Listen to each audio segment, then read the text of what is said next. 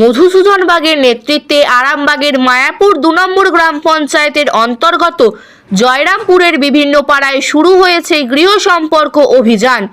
সঙ্গে ছিলেন ভারতীয় জনতা পার্টির একাধিক কর্মী ও নেতৃত্ব।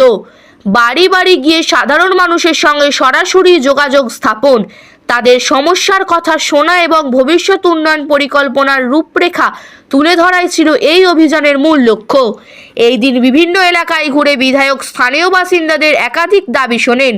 প্রধান দাবিগুলির মধ্যে ছিল চাকরির সুযোগ বৃদ্ধি, পাকা ঘর নির্মাণ, নিকাশি ব্যবস্থার উন্নতি এবং সামগ্রিক পরিকাঠামোগত অগ্রগতি।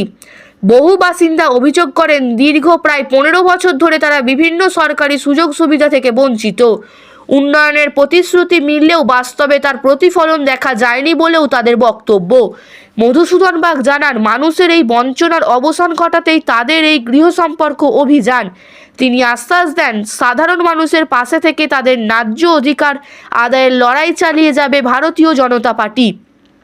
পরিবর্তনের লক্ষ্যে আগামী দিনে নতুন সরকার গঠনে সাধারণ মানুষই মূল শক্তি বলে তিনি উল্লেখ করেন। অভিযান চলাকালীন কর্মীদের উৎসাহ এবং সাধারণ মানুষকে স্বতঃস্ফূর্ত অংশগ্রহণ লক্ষ্য করা যায়। বহু পরিবার বিজেপির নেতৃত্বে উন্নয়নের নতুন দিশা আসবে বলে আশা প্রকাশ করেন এবং আগামী নির্বাচনে পরিবর্তনের লক্ষ্যে ভোট দেওয়ার আশ্বাস দেন। গৃহ সম্পর্ক অভিযানকে কেন্দ্র করে জয়রামপুর এলাকায় রাজনৈতিক তৎপরতার নতুন মাত্রা পেয়েছে বলে মনে করছেন পর্যবেক্ষণরা। চলুন ঘটনাটি বিস্তারিতভাবে দেখে নেওয়া যাক বাংলার আওয়াজ আরামবাগের পর্দায়। আমরা মায়াপুর ২ নম্বর গ্রাম পঞ্চায়েতের অন্তর্গত আমরা বিভিন্ন পাড়াতে, জয়রামপুরের বিভিন্ন পাড়ায় আমরা ঘুরছি, গৃহ সম্পর্ক অভিযান করছি। ভারতীয় জনতা পার্টির কর্মী এবং কার্যকর্তারা রয়েছেন। তো মানুষের দাবি, মায়েরা বিশেষ করে বলছেন যে আমাদের ছেলে মেয়েদের ভবিষ্যৎ কী হবে, আমাদের ছেলেমেয়েরা যে পড়াশোনা করলো তারা তো ভবিষ্যতে চাকরি করবে, সেই চাকরির জায়গাটা কোথায়?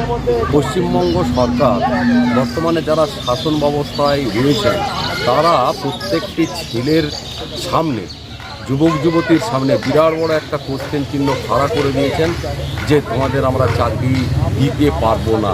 সেই বেদনা থেকে তারা বলছেন যে আমাদের ছেলে মেয়েদের ভবিষ্যৎ নষ্ট হয়ে গেল এই সরকারের আমলে।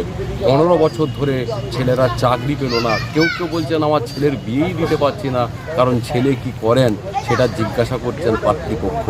তাই স্বাভাবিকভাবেই তারা এই বর্তমান সরকার যারা শাসন ক্ষমতায় রয়েছে তাদের প্রতি বীতশ্রদ্ধ।